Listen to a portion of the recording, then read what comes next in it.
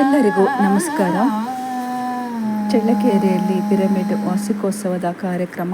ಈ ಪಿರಮಿಡ್ ಆಗಿ 2 ವರ್ಷ ಆಯಿತು. ಒಂದು ಚಿಕ್ಕ ಪ್ರಾರ್ಥನೆಯೊಂದಿಗೆ ಈ ಕಾರ್ಯಕ್ರಮ ಪ್ರಾರಂಭವಾಯಿತು.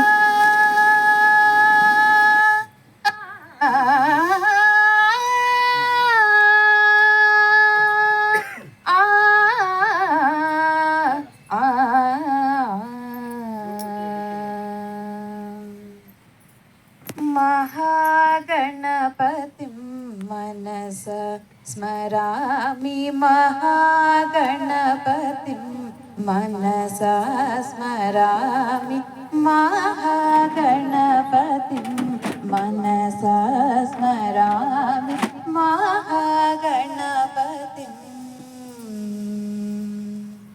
महादेव सुतं महादेव सुतं गुरुगोहनुतं, महादेव सुतं गुरुगोहनुतं, मारकोटि प्रकाशं शान्तं, मारकोटि प्रकाशं शान्तं, महाकाव्यनाटकादिप्रियम्, महाकाव्यनाटकादिप्रियं, मूषिकवाहनमोदकप्रियं, महाकाव्यनाटकादिप्रियं, मूषिकवाहनमोदकप्रियं, पापमगमरि सरि सनि सपमगमप, पापमगमरि सरि सनि सपमगमपादनि सनि गमरि सनि सनि पम सनि पमगमनि कमरि गमरि सरि सनि पमगमरि सरि गमा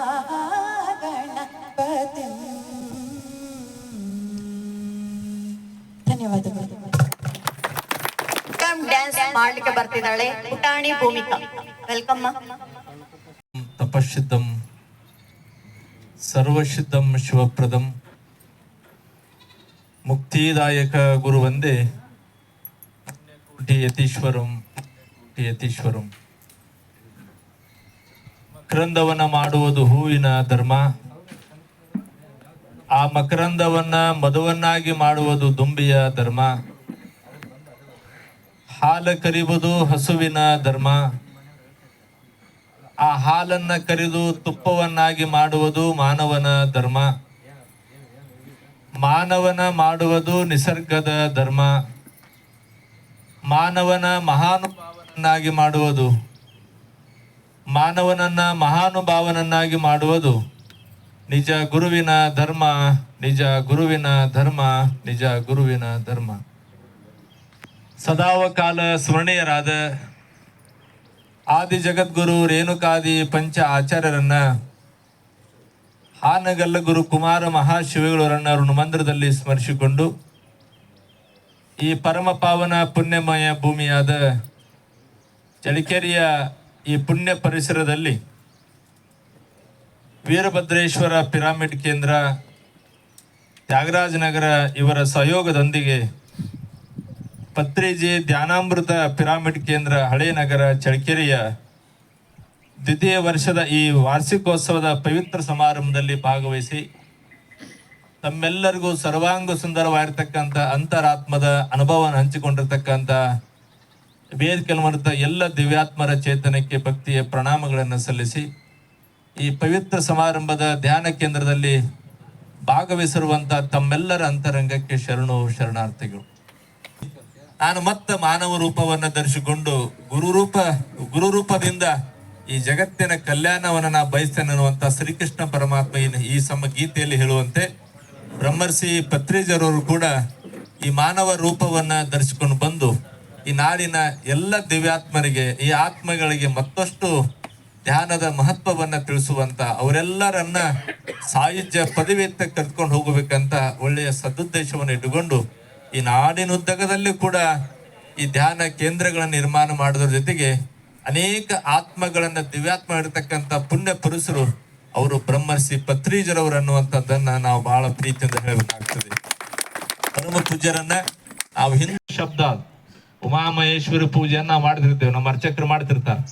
ಉಮಾ ಅನ್ನುವಂತ ಶಬ್ದನೂ ಕೂಡ ದೊಡ್ಡದು, ಈ ರಾಣಿ ಅನ್ನುವಂತ ಶಬ್ದನೂ ಕೂಡ ದೊಡ್ಡದು. ಅಂತ ಉಮಾರಾಣಿಯವರು ಕೂಡ ನಮ್ಗಿಂತ ಪೂರ್ವದಲ್ಲಿ ಅವರು ನಿಮ್ಗೆಲ್ಲ ಧ್ಯಾನದ ವ್ಯವಸ್ಥೆಯನ್ನು ತಿಳಿಸ್ಕೊಡ್ಬೇಕಾಗಿತ್ತು. ಆದ್ರೆ ನಾನು ಮರಳಿ ಮತ್ತು ವಾಲ್ಮೀಕಿ ಗುರುಪೀಠಕ್ಕೆ ನಾನು ಹೋಗ್ಬೇಕಾಗಿತ್ತು. ಹಿಂಗಾಗಿ ನಮ್ಮ ಗುರಣ್ಣವರು ಇಲ್ಲ ಹೋಮ್ ಮಿನಿಸ್ಟರ್ ಹೇಳಿದಾರ ಬುದ್ಧಿ ನಿಮ್ ಬಹಳ ಪ್ರೀತಿಯಿಂದ ಅಲ್ಲೆಲ್ಲ ತಾಯಂದ್ರಿಗೆ ನಿಮ್ ಬಗ್ಗೆ ಹೇಳಿದಾರ. ಅವರು ಅಲ್ಲಿರುವಂತ ತಾಯಂದ್ರು ಪುಣ್ಯ ಕೊಟ್ಟಿ ಅಪ್ಪಾರ ಬರ್ತಾರೆ ಅನ್ನುವಂತ ಆ ಅಪೇಕ್ಷೆನ ಇಟ್ಕೊಂಡಿದ್ದಾರೆ.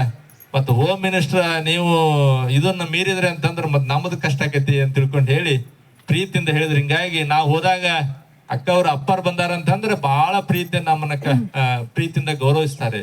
ನಮ್ಮನ್ನ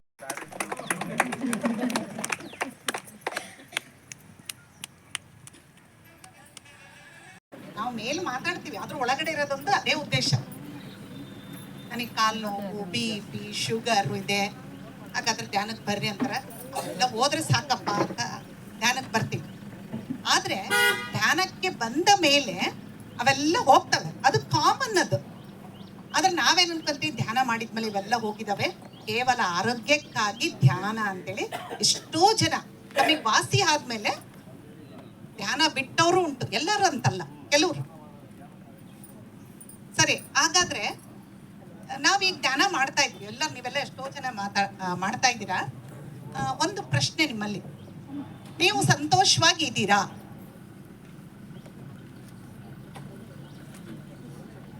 ಆರೋಗ್ಯ, ಅನಾರೋಗ್ಯ, ದೈಹಿಕ ಆರೋಗ್ಯ ಆಗಿರ್ಬೋದು, ಮಾನಸಿಕ ಆರೋಗ್ಯ ಆಗಿರ್ಬೋದು, ಯಾವ್ದಾದ್ರೂ ಇಲ್ಲದೆ ಇರದೇನೋ ಇರ್ಬೋದು, ಏನೋ ಸಮಸ್ಯೆಗಳಿರ್ಬೋದು, ಸಂತೋಷವಾಗಿ ಇದ್ದೀರಾ? ಧ್ಯಾನ ಮಾಡ್ತಾ ಇದೀವಿ, ಪಿರಮಿಡ್ ಅಲ್ಲಿ ಬರ್ತಾ ಇದ್ದೀವಿ, ಸತ್ಸಂಗಗಳನ್ನು ಕೇಳ್ತಾ ಇದ್ದೀವಿ, ಯಾಕೆ ಮತ್ತೆ ನಾವು ಸಮಾಧಾನವಾಗಿಲ್ಲ, ಇನ್ನೂ ಸ್ವಲ್ಪ ದುಃಖದಲ್ಲಿದ್ದೀವಿ? ಯಾರು ಹೇಳ್ತೀರಾ? ಅದು ಒಂದು ಕಾರಣ. ಏನು? ನಾವು ಬದಲಾಗಿಲ್ಲ, ಆಲೋಚನೆಗಳು ಬದಲಾಗಿಲ್ಲ. ಇದು ಒಂದು ದೊಡ್ಡದು ಆಲೋಚನೆ ಅನ್ನೋದು. ಯಾಕೆಂದ್ರೆ ನಮಗೆ ಗೊತ್ತಿಲ್ಲದನೆ ಒಳಗೆ ಹೋಗ್ತಾ ಇದೆ.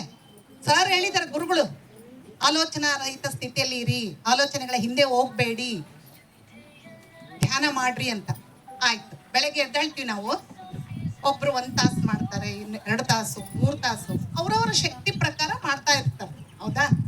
ಕರೆಕ್ಟ್ ಹೇಳಿದ್ರು ಮೇಡಮ್. ಬೆಳಗ್ಗೆ ಫುಲ್ ಚಾರ್ಜ್ ಆಗಿರ್ತೀವಿ, ಹಾಗಾದ್ರೆ ರಾತ್ರಿವರೆಗೆ ಹಾಗೆ ಇರ್ಬೇಕಲ್ಲ? ಇಲ್ಲ. ಇಷ್ಟೊಂದು ಗೊಂದಲಗಳು, ಆಲೋಚನೆಗಳು. ಇನ್ನೂ ಜಾಯಿಂಟ್ ಫ್ಯಾಮಿಲಿ ಒಳಗಿದ್ರೆ ಆಯ್ತು, ಅತ್ತೆ ಏನಾದ್ರು ಮಾತಾಡ್ತಾರೆ, ವಾರ್ಗಿತ್ತಿ ಏನಾದ್ರು ಮಾತಾಡ್ತಾರೆ, ಅಯ್ಯೋ ಅವ್ರು ಹಿಂಗಂದ್ರು, ನನಗೆ ಹಿಂಗಂದ್ರು, ನಾನು ಎಷ್ಟೇ ಮಾಡಿದ್ರು ಅಷ್ಟೇ, ಏನೋ ಯೋಚನೆಗಳು ಆಗಿಲ್ಲ, ನನ್ ಮಗಂದ ಎಜುಕೇಶನ್ ಮುಗುದಿಲ್ಲ, ಹಲವಾರು ಸಮಸ್ಯೆಗಳು. ಹಾಗಾದ್ರೆ ಕಾರಣಕರ್ತರು ಯಾರು? ನಾವೇ. ಅದಕ್ಕೆ ಪತ್ರಿ ಸರ್ ಒಂದು ಸ್ಟೇಟ್ಮೆಂಟ್ ಕೊಟ್ಬಿಡ್ತಾರೆ, you create your own reality ಅಂತ. ನಮ್ಮ ವಾಸ್ತವಕ್ಕೆ ನಾವೇ ಕಾರಣರು. ಎಷ್ಟು ಚೆನ್ನಾಗಿ ಹೇಳಿದಾರೆ ನೋಡ್ರಿ. ಅವ್ರು ಹೇಳೋ ಎಲ್ಲ ಕಾನ್ಸೆಪ್ಟ್ಸ್ ಹಂಗೆ. ಅದೇ ತರ ಇವತ್ತು ಒಂದು ಪುಸ್ತಕ ಕೊಟ್ಟಿದ್ದಾರೆ, ಪತ್ರಿಜಿ ಪ್ರಬೋಧನೆಗಳಂತ. ಒಂದೊಂದು ಪ್ರಬೋಧನೆಗಳು ನಾವು ಕೇಳಬೇಕು, ಎಲ್ಲವೂ ಸರಳವಾದುದು. ಅವ್ರು ಹೇಳ್ತಾರೆ, ಒಂದು ಅಳವಡಿಸ್ಕೊಂಡ್ರೆ ಸಾಕಂತ ನಮ್ಮ ಜನ್ಮ ಸಾರ್ಥಕ ಆಗುತ್ತೆ. ಆದ್ರೆ ಆ ಒಂದನ್ನು ಅಳವಡಿಸ್ಕೊಳಕ್ಕೆ ನಾವು ರೆಡಿ ಇಲ್ಲ, ಆಲೋಚನೆಯನ್ನು ಮಾಡ್ತಾ ಇಲ್ಲ. ಹಾಗಾದ್ರೆ ಯಾವ ತರ ಮಾಡ್ತಾ ಇದೀವಿ ಆಲೋಚನೆ? ಎಲ್ಲ ನಕಾರಾತ್ಮಕ ಆಲೋಚನೆಗಳ, ನೆಗೆಟಿವ್ ಥಿಂಕಿಂಗ್. ಒಂದೇ ಒಂದ್ ಕ್ಷಣ ನೀವು ನಿಮ್ಮ ಮನೆಯಲ್ಲಿರೋ ಪರಿಸ್ಥಿತಿಗಳು ನೆನೆಸ್ಕೊಳ್ಳಿ. ಉತ್ತಮವಾಗಿ ಅಡಿಗೆ ಮಾಡಿರ್ತೀರಾ, ಅವತ್ತೇನೋ ಸ್ವಲ್ಪ ಉಪ್ಪು ಕಡಿಮೆ ಆಗಿರುತ್ತೆ, ಎಲ್ಲರಿಗೂ ಬಡಿಸ್ತಾರೆ, ಯಾಕೆ ಇವತ್ತು ಅಡಿಗೆ ಸ್ವಲ್ಪ ಅಷ್ಟು ರುಚಿಯಾಗಿಲ್ಲ, ಉಪ್ಪು ಕಡಿಮೆ ಆಗಿದೆಲ್ಲ, ಸುಮ್ಮನೆ ಇರ್ತೀವ ನಾವು? ಎಷ್ಟು ಚೆನ್ನಾಗಿ ಮಾಡಿದ್ರೆ ಅಷ್ಟೇ, ಅವ್ರಿಗೆ ಏನೋ ಒಂದು ಕೊಂಕು ತೆಗಿತಾನೆ ಇರ್ತಾರೆ. ಚೆನ್ನಾಗಿ ಮಾಡಿದಾಗ ಮಾತ್ರ ನಾನು ಹೊಗಳಲ್ಲ, ಅದೇ ಚೆನ್ನಾಗಿ ಮಾಡ್ಲಿದ್ದಾಗ ತೆಗಿಳ್ತಾರೆ. ಆಯ್ತು, ಹೋಯ್ತು, ನಮ್ಮ ಎನರ್ಜಿ ಹೋಯ್ತಲ್ಲ. ಇವೆಲ್ಲ ಸೂಕ್ಷ್ಮವಾದ ವಿಚಾರಗಳು, ನಾವು ಇವನ್ನೆಲ್ಲ ಅಬ್ಸರ್ವೇ ಮಾಡೋದು. ಅದಕ್ಕೆ ತುಂಬಾ ಅವೇರ್ನೆಸ್ ಬೇಕು. ಧ್ಯಾನದ ಜೊತೆ ಜ್ಞಾನ ತುಂಬಾ ಅಗತ್ಯ. ಎಂತ ಅವೇರ್ನೆಸ್ ಬೇಕಂದ್ರೆ ಅಂತ ಅವೇರ್ನೆಸ್ ಬೇಕು. ಎಷ್ಟೋ ವರ್ಷಗಳಿಂದ ಧ್ಯಾನ ಮಾಡ್ತಾ ಇರ್ತಾರೆ, ಎಲ್ಲ ಆರೋಗ್ಯವಾಗಿರ್ತಾರೆ, ಮತ್ತೆ ಅಕಸ್ಮಾತ್ ಒಂದು ಕ್ಯಾನ್ಸರ್, ಒಂದು ಶುಗರ್ ಏನೋ ಬರುತ್ತೆ, ಅಯ್ಯೋ ನಾನು ಇಷ್ಟು ವರ್ಷ ಧ್ಯಾನ ಮಾಡಿದೆ, ನನಗೆ ಯಾಕೆ ಬಂತು ಈ ಕಾಯಿಲೆ? ಎಷ್ಟು ಸತ್ಸಂಗ ಮಾಡ್ತೀನಿ, ಪಿರಮಿಡ್ ಅಲ್ಲಿ ಧ್ಯಾನ ಮಾಡ್ತೀನಿ, ನಾನು ನನಗೆ ಯಾಕೆ ಬಂತು ಈ ಕಾಯಿಲೆ? ಅಷ್ಟು ಹೇಳ್ತೀವಿ ವಿನಃ ಯಾಕೆ ಬಂತು, ಎಲ್ಲಿ ಏನು ಮಿಸ್ಟೇಕ್ ಆಗಿದೆ, ಇದಕ್ಕೆ ಕಾರಣ ನಾನೇ ಅಂತ ನಾವು ಒಪ್ಕೊಳ್ಳೋಕ್ಕೆ ರೆಡಿನೇ ಇರಲ್ಲ. ಖಂಡಿತ ಹೌದಲ್ಲ? ಏನ್ ಧ್ಯಾನನೋ ಏನ್ ಕತೆ. ಧ್ಯಾನ ಮಾಡಿದ್ರೆ ಪತ್ರಿಜಿ ಗುರುಗಳು ಆರೋಗ್ಯವಾಗಿರ್ತೀರ ಅಂತ ಹೇಳಿದ್ರೆ ನನಗೆ ಆರೋಗ್ಯನೇ ಇಲ್ಲ. ಹಾಗಾದ್ರೆ ನಾವು ಮೊದಲು ಸರಿ ಮಾಡ್ಕೊಳ್ಬೇಕಾಗಿದ್ದು ಎಲ್ಲಿ? ನಮ್ಮ ಮನಸ್ಸನ್ನು, ನಮ್ಮ ಆಲೋಚನೆಗಳನ್ನು ಸರಿ ಮಾಡ್ಕೊಳ್ಬೇಕು.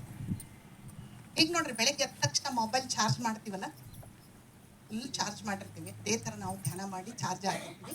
ಆದರೆ ಮೊಬೈಲ್ ನಾವು ಯೂಸ್ ಮಾಡ್ತಾನೆ ಇರ್ತೀವಲ್ಲ, ನೈಟ್ ಆದ ತಕ್ಷಣ ಬಂದ್ಬಿಡುತ್ತೆ. ಅದು 30% 25% ಬರುತ್ತೆ. ಮತ್ತೆ ಚಾರ್ಜ್ ಮಾಡ್ಬೇಕು. ಕರೆಕ್ಟ್. ಅದೇ ಥರ ನಮ್ಮ ಎನರ್ಜಿ ಲಾಸ್ ಆಗ್ತಾ ಇದೆನಾ ಇಲ್ಲ ಅಂತ ನೋಡ್ಕೋಬೇಕು. ನಾವು ಅನ್ಕೊಂತಾ ಇರ್ತೀವಿ ನಮ್ಮ ದೇಹಕ್ಕೆ ಏನಾದರೂ ಸಮಸ್ಯೆಗಳು ಅಂದರೆ ಅನಾರೋಗ್ಯ ಸಮಸ್ಯೆಗಳು ಎಷ್ಟೊಂದು ಬರ್ತಾ ಇರ್ತವೆ. ನಾವು ಏನು ಅನ್ಕೊಂತೀವಿ? ಅಯ್ಯೋ ಯಾಕೆ ಬಂತಿದ್ದು, ಇದಕ್ಕೆ ಯಾಕೆ ನನ್ನ ಆಲೋಚನೆ ಹೆಂಗ್ ಕಾರಣ ಆಗುತ್ತೆ ಅಂತ ಅನ್ಕೊಂತೀವಿ ಅಲ್ಲ, ಸಾಮಾನ್ಯ ಅದು. ಆದ್ರೆ ಡಾಕ್ಟರ್ ಹತ್ರ ಹೋದ್ರೆ ಕಾಯಿಲೆ ಏನಾದ್ರೂ ಇದ್ರೆ ಫಸ್ಟ್ ಕೇಳೋ ಪ್ರಶ್ನೆ ಅವರು, ಏನಾದ್ರೂ ಸ್ಟ್ರೆಸ್ ಇದೆನಾ ನಿಮಗೆ ಅಂತ ಕೇಳ್ತಾರೆ. ಅವ್ರಿಗೆ ಗೊತ್ತಾಗ್ಬಿಡುತ್ತೆ ನಿಮಗೆ ಈ ಕಾಯಿಲೆ ಬಂದಿರೋದು ಸ್ಟ್ರೆಸ್ ಇಂದ ಅಂತ ಹೇಳ್ತಾರೆ. ನಾವು ಒಪ್ಕೊಳಕ್ ರೆಡಿ ಇಲ್ಲ.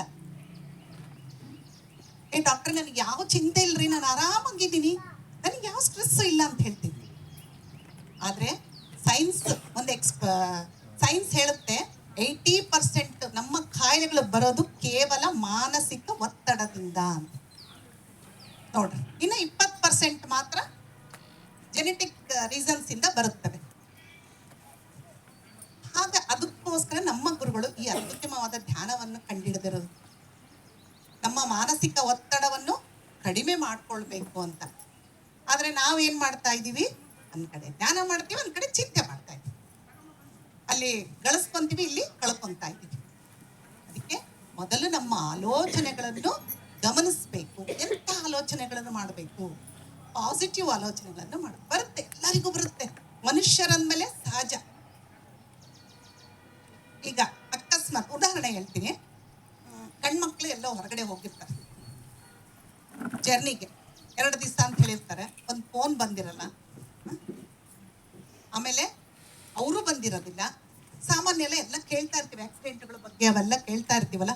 ಅಯ್ಯೋ ಏನಾಯ್ತೋ ಏನೋ, ಯಾಕೋ ಫೋನೇ ಮಾಡಿಲ್ಲ, ಎಲ್ಲಿ ಏನಾದರೂ ತೊಂದರೆ ಆಯ್ತಾ? ಇದೇ ಥರ ಮಾಡಿ ಅವಾಗ ಏನಾಗುತ್ತೆ, ನಾವು ಅಂತಕದಲ್ಲಿರ್ತೀವಿ. ಅದು ಅವರಿಗೂ ಹೋಗುತ್ತೆ, ನಮಗೆ ಗೊತ್ತಿಲ್ಲ. ನಾವು ಮಾಡೋ ಪ್ರತಿಯೊಂದು ಆಲೋಚನೆ ಅದು ಒಂದು ವೈಬ್ರೇಷನ್ ಮೂಲಕ ಯಾರ ಬಗ್ಗೆ ಮಾಡ್ತಾ ಇದ್ದೀವೋ ಅವರಿಗೂ ಹೋಗುತ್ತೆ.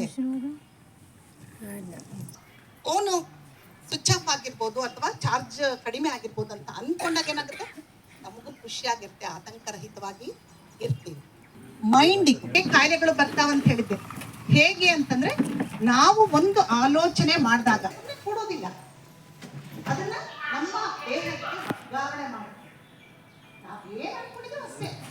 ಅಲ್ಲಿ ಏನಂದ್ರೆ ಮ್ಯಾಪ್, ರಿಯಲ್ ಮ್ಯಾಪ್ ಕಳಿಸ್ತಾ ಇದೆ. ಆಮೇಲೆ ಒತ್ತಡ ಜಾಸ್ತಿ ಆಗ್ತಾ ಇದೆ, ನಮಗೆ ಏನಾದ್ರೂ ಶುಗರ್ ಬಂದ್ಬಿಡುತ್ತೋ, BP ಬಂದ್ಬಿಡುತ್ತೋ, ಈ ತರ ಭಯ, ಆತಂಕ ಏನಾದ್ರೂ ಆದಾಗ ಸುಮ್ಮನೆ ಇದ್ದಾಗ ಯಾರಿಗೂ ಆಲೋಚನೆ ಮಾಡೋದಿಲ್ಲ. ಅವಾಗ ಏನಾಗುತ್ತೆ, ಅದು ಸೀದಾ ಸಿಗ್ನಲ್ ಬ್ರೈನಿಗೆ ಹೋಗುತ್ತೆ. ಆ ಬ್ರೈನ್ ಏನ್ ಮಾಡುತ್ತೆ, ಓಹೋ ಇವ್ರು ಇದನ್ನ ಕೇಳ್ತಾ ಇದ್ದಾರೆ, ಇದರದ್ದು ಚಿತ್ರಣ ನಮ್ಮ ಶರೀರಕ್ಕೆ ವರ್ಗಾವಣೆ ಮಾಡುತ್ತೆ. ಆಗ ಸತತವಾಗಿ BP ಆದ್ರೂ ಬರುತ್ತೆ, ಶುಗರ್ ಆದ್ರೂ ಬರುತ್ತೆ, ಖಂಡಿತ ಇದು. ಆದ್ರೆ ಈ ಆಲೋಚನೆ ಜೊತೆಗೆ ಒಂದು ಎಮೋಷನ್ ಕಳಿಸ್ತೀವಿ ನಾವು, ಯಾವುದನ್ನಾಗಿರ್ಬೋದು. ಅಂದ್ರೆ ದುಃಖ ಪಡ್ತೀವಲ್ಲ, ಅಯ್ಯೋ ನನಗೆ BP ಬಂದ್ಬಿಡುತ್ತೆ, ಶುಗರ್ ಬಂದ್ಬಿಡುತ್ತೆ ಅನ್ನೋ ಒಂದು ಎಮೋಷನ್. ಥಾಟ್ ಪ್ಲಸ್ ಎಮೋಷನ್ ಏನಾಗುತ್ತೆ, ಅಲ್ಲಿ ರಿಯಾಲಿಟಿ ಆಗುತ್ತೆ. ಇದೆಲ್ಲ ಸೈನ್ಸ್ ನಮಗೆ ಕೇಳಿರ್ತೀವಿ, ಗೊತ್ತಿರುತ್ತೆ, ಆದ್ರೂ ನಾವು ಇಂತಹ ಆಲೋಚನೆ ಮಾಡ್ತಾ ಇದ್ದೀವಿ. ಈಗ ನೋಡಿ, ನೀವು ಒಂದು ಸಲ ನಿಮ್ಮಷ್ಟಕ್ಕೆ ನೀವು ಕಣ್ಮುಚ್ಕೊಳ್ರಿ ಹೇಳ್ತೀನಿ. ನಿಮ್ಗೆ ಯಾವ್ದಾದ್ರೂ ಒಂದು ಖುಷಿದಾದ ಒಂದು ವಿಷಯವನ್ನು ನೆನೆಸ್ಕೊಳ್ಳಿ. ನೀವು ಆರೋಗ್ಯವಾಗಿರುವಂತೆ ಊಹೆ ಮಾಡ್ಕೊಳ್ಳಿ. ಯಾವುದೋ ಒಂದು ನೀವು ಸಕ್ಸಸ್ ಅನ್ನು ಹೊಂದಿರೋ ಹಾಗೆ ಹಾಡಿಕೊಳ್ಳಿ.